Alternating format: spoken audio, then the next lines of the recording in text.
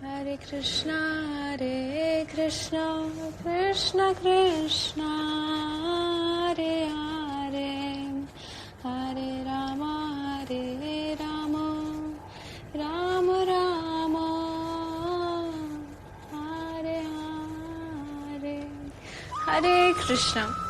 Welcome everyone to our official podcast of ISKCON Jhunjhunu. So today, in our podcast, we will learn about seeing Krishna everywhere and always. We all wanted to see Krishna. We all want that may Krishna be in front of us and may we see him. But what's the formula? So we will discuss that today by the mercy of Srila Prabhupada. In our practical life, Krishna instructs us how to invoke Krishna consciousness. It's not that we are to stop executing our duty or to cease from activity.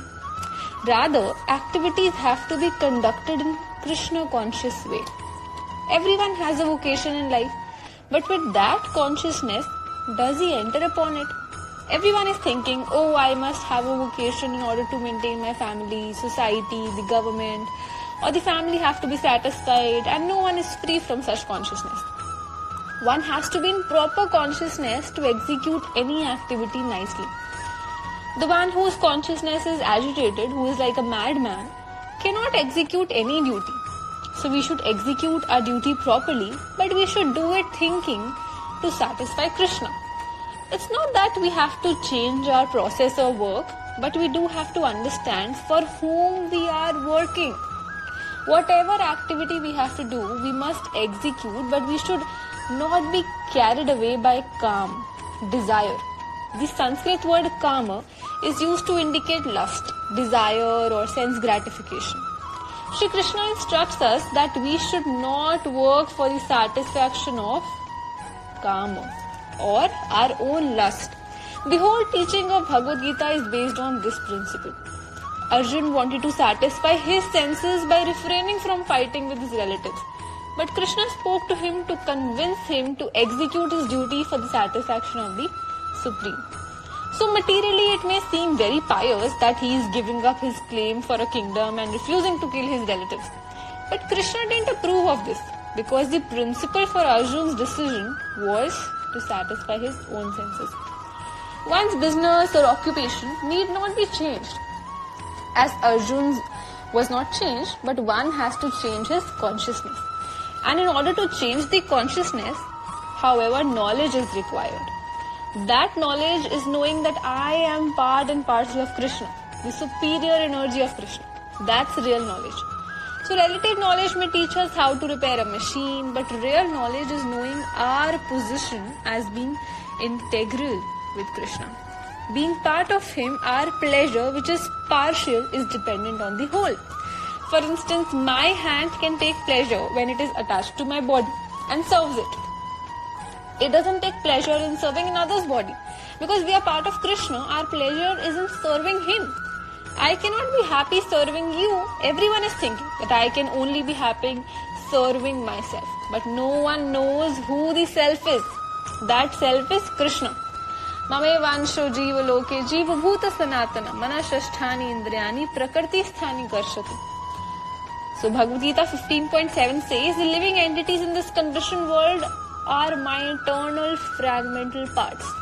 But due to conditioned life, they are struggling very hard with the six senses, which includes the mind. So the jivas or the living entities are now detached from the whole due to material contact. It is therefore necessary for us to strive to attach ourselves again to the latent Krishna consciousness that is within us.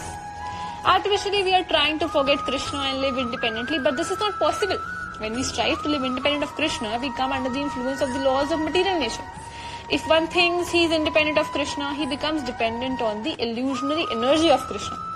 Just as if one thinks that he is independent of the government and its regulations, he becomes dependent on the police force. So similarly, everyone is trying to become independent, and this is called Maya. Individually, communally, socially, nationally, or universally, it's not possible to become independent. When we come to realize that we are dependent, we will have to attain knowledge. Today, so many people are striving for peace in the world. but they don't know how to implement that peace formula. United Nations has been striving for peace since so many years, but still there are wars going on everywhere. Yachapi sarvabhutanam biram tadaham arjuna natadasti vina yatsyan maya bhutam characharam. Furthermore, O Arjun, I am generating seed of all existence. There is no being moving or non-moving that can exist without me. So Krishna says that in Bhagavad Gita's 10th chapter, 39th shloka. Krishna is thus the proprietor of everything. He is the ultimate beneficiary and he is the receiver of the results of everything. But we may consider ourselves to be the proprietors of the fruits of our labor. But this is just a misconception. So we must come to understand that Krishna is the ultimate proprietor of the fruits of all our works. Hundreds of people may be working in an office, but they understand that whatever profit the business makes belongs to the proprietor. Yes, so as soon as a teller at the bank thinks, oh, I have so much money, I am the proprietor, let me take it home, his trouble begins. So similarly, if we think that we can use whatever wealth we have amassed for our own sense gratification, we are acting out of kama, lust. But if we come to understand that everything we have, it belongs to Krishna, we are liberated. We have the same money in our hands, but as soon as we think that we are the proprietors, we are under Maya. One who is situated in this consciousness that everything belongs to Krishna, he is the one who is actually a learned man. Ishavasamidam sarvam yatkincha jagatyam jagatena tyaktena bhujjita magradakasya svidhanam. Everything, animate or inanimate, that is within the universe is controlled and owned by the Lord. So one should therefore accept only those things necessary for himself, which are set aside as his quota. And one must not accept other things knowing well to whom they belong. This consciousness of Ishavasya, everything belongs to Krishna, must be revived. Not only individually but nationally and universally. Then there will be peace. We often tend to be philanthropic and altruistic and we strive to be friends with our own countrymen, with our families and with all the peoples of the world. But this is based on the wrong conception. The real friend is Krishna. And if we want to benefit our family, nation or planet, we will work for him. If we have our family's welfare in mind, we will try to make all members Krishna conscious. There are so many men trying to benefit their families, but unfortunately they don't succeed because they don't know that what the real problem is. As Srimad Bhagavatam says, one should not attempt to become a father, mother or teacher unless he is able to save his children from death, from the grip of material nature. The father should be in knowledge of Krishna. And he should be determined that the innocent children who are entrusted to him will not have to undergo the cycle of birth and death again. He should be resolved to train his children in such a way that they will no longer have to be subject to the painful cycle of birth and death. But before one can do this, he has to make himself expert. If he becomes expert in Krishna consciousness, he can help not only his children, but his society and nation. But if he himself is bound by ignorance, how can he unite others who are similarly bound? So before one can make others free, he must free himself. Actually, no one is a free man, for everyone is under the spell of material nature. But one who is surrendered to Krishna cannot be touched by Maya. He of all men is free. So if one places himself in sunlight, there is no question of darkness. But if one places himself in artificial light, it may flicker and go out. So Krishna is just like sunlight. Where he is present, there is no question of darkness and ignorance. The wise men, the Mahatmas, they understand this. Aham sarvasya prabhavo matta sarvam pravartate ti matva bhajante mam buddha bhava samanvita. So in Gita 10.8 shloka, Krishna says, I am the source of all spiritual and material worlds. Everything emanates from me. The wise who perfectly know this engage in my devotional service and worship me with all their hearts. So in this word, the word Buddha is used, which indicates a wise man or one who is learned. So what is the symptom? He knows that Krishna is the fountainhead of everything, of all emanations. He knows that whatever he sees is but an emanation of Krishna. In the material world, sex life is the most prominent factor. Sexual attraction is found in all species of life. One may ask where it comes from. The wise man understands that this tendency is in Krishna, and that it is revealed in his relationship with the damsels of Vraja. Whatever is found in this material world can also be found in perfection in Krishna. The difference is that in material world everything is manifest in a perverted form. So in Krishna, all of these tendencies and manifestations exist in pure consciousness, in spirit. So one who knows this is in full knowledge, and then he becomes a pure devotee of Krishna. Mahatmanam astu mam partha devim prakritim ashrita bhajante ananya manaso gyatva bhutadim avyayam satatam kirtayanto mam yatatan hascha dridhavrata namasyantascha mam bhakta nityayukta upasate. So Lord says, O son of Pritha, those who are not deluded, the great souls, they are under the protection of divine energy. They are fully engaged in devotional service, and they are always chanting my glories with determination, and they are bowing down to me. These souls perpetually worship me with devotion. So who is this great soul? The Mahatma. It's the one who is under the influence of superior energy. At present, we are under the influence of Krishna's inferior energy. So as living entities, our position is marginal. We can transfer ourselves to either of the two energies. But Krishna is fully independent. And because we are part and parcel of him, we also have this quality of independence. Therefore, we have a choice as to which energy we will function under. Because we are ignorant of the superior nature, we have no alternative but to remain in the inferior nature. And some philosophies propound that there is no nature other than one we are presently experiencing, and that the only solution is to nullify it and become void. But we cannot be void because we are living entities. It doesn't mean that we are finished just because we change our bodies. Before we get out from the influence of material nature, we have to understand where our place actually is, where we are to go.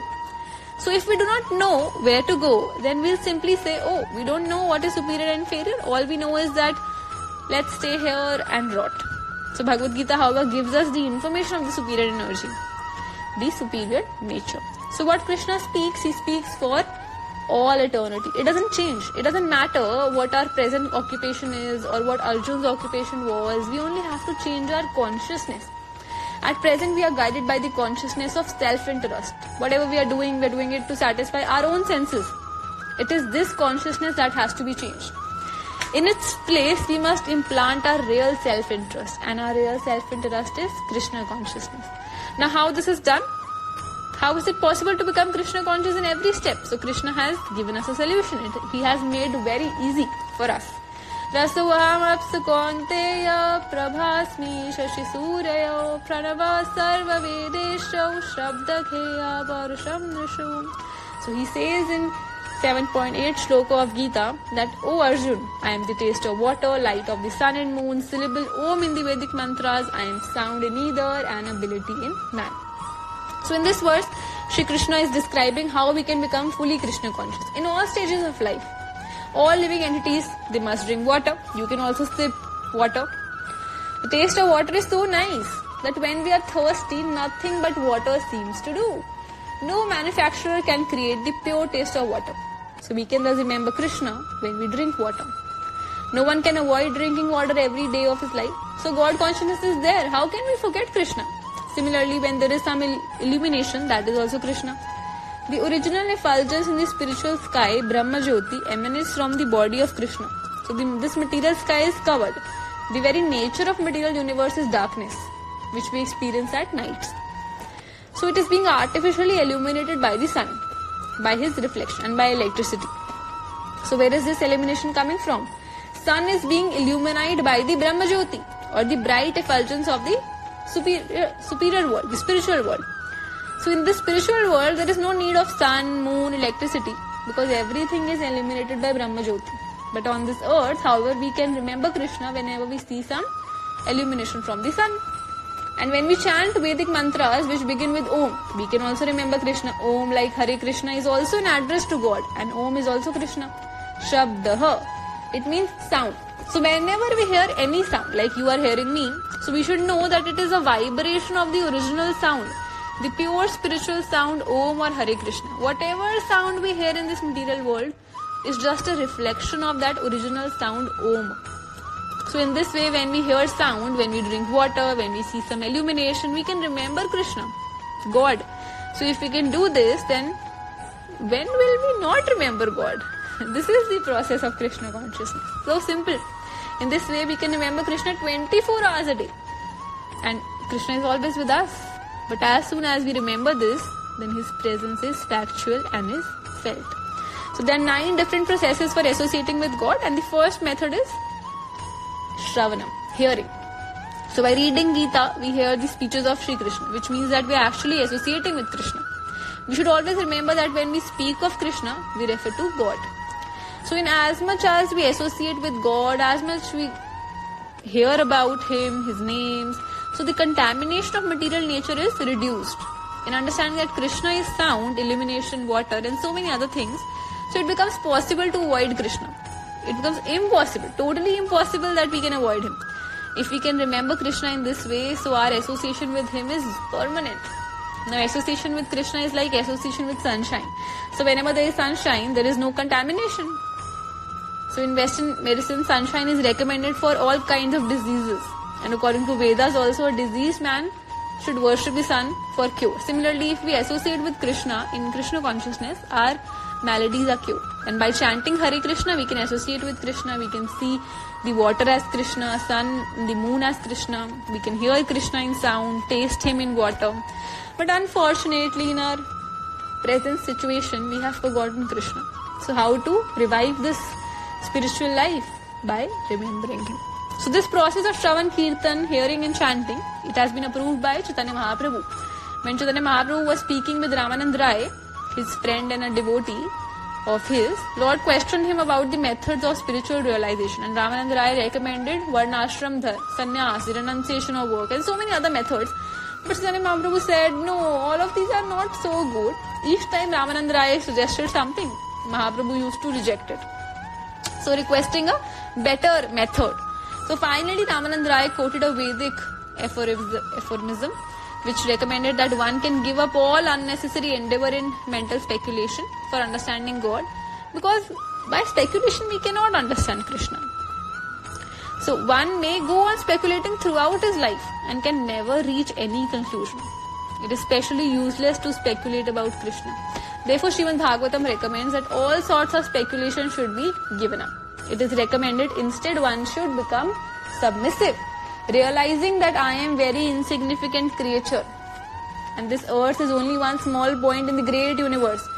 New York City may seem very large, but when we realize that earth is such a small spot, and then that earth, the United States, is just another small spot, and in that United States, New York is but a small spot, and in that New York, individual is only one out of the millions, then one can understand that he is not so very important after all. But realizing our insignificance in the face of universe and God, we should not be artificially puffed up, but we should be submissive. We should be very careful not to fall prey to the frog philosophy. There was a story that a frog used to say to another frog that, oh, there was a frog of an ocean, a frog of a well. So he used to say, the frog of the well used to say, oh, the big frog, oh my friend, he said, what is the Atlantic Ocean? So his friend said, it's a very vast body of water. And then the well frog said, how vast?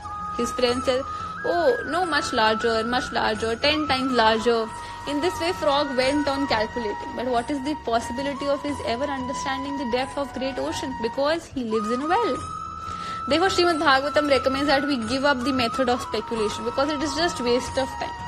Bhagavatam recommends that we should become submissive and hear the message of God submissively. And this message may be found also in Bhagavad Gita and other Vedic literatures. So we should hear them. In Bhagavad Gita, Krishna says He has given additional ways in which we can perceive Him in every step of life. He says in chapter 7, shloka 9, that He is the original fragrance of earth, He is the heat and fire, He is the life of all lives, and He is the penance of all ascetics. And in next shloka, He says that He is the original seed of all existence, the intelligence of the intelligent, and prowess for all the powerful men. So in this above verse, which we just quoted, Bija Mam Sarva Bhutanam, Krishna says Bija means seed. The seed is proclaimed to be eternal. So one may see a huge tree, but what is the origin of the tree? The seed. The seed is eternal. And the seed of existence is within every living entity. The body itself may go through many changes. It may develop from womb, come out as a small baby, then at adult. But the existence, the seed of that existence, that is permanent. Therefore it is Sanatan. So we are changing body at every moment, at every second. But the Bijam, the spiritual spark, it doesn't change. And without being favored by Krishna, one cannot become extraordinary intelligent. Everyone is trying to become intelligent than others, but without favor of Krishna, this is not possible. So Krishna says, I am the intelligence in the intelligent people. And then one may question that, oh Krishna, you are sound, water, illumination, fragrance, seed. Does that mean you exist simply in the mode of goodness? So what about the other modes, passion and ignorance? So Krishna has described himself as that which is good. For instance, sex and marriage according to religious principles. But what about other modes? Does Krishna not exist in them? In answer, Krishna replies that whatever is seen in material world is due to an interaction of three modes of material nature, and whatever can be observed in a combination of goodness, passion, ignorance, and in all cases, these three states are produced by me. Because they are produced by Krishna, their position is in him. But he is not in them, for Krishna himself is transcendental to the three modes. So everything is being generated by Krishna. Indeed, the Vedanta Sutra confirms, Athato Brahma Jigyasa Janamadiyasya Yataha. Everything is flowing from the Supreme Absolute Truth. What the living entity is considering to be bad or good is only so for the living entity. For he is conditioned. But because Krishna is not conditioned, for him there is no question of bad or good. Because we are conditioned, we are suffering from dualities. But for him, everything is perfect. Hare Krishna, Krishna Krishna, Hare Hare, Hare Rama, Rama Rama, Hare Hare. Jai Prabhupada, Jai Prabhupada, Jai Prabhupada, Jai Shri Prabhupada.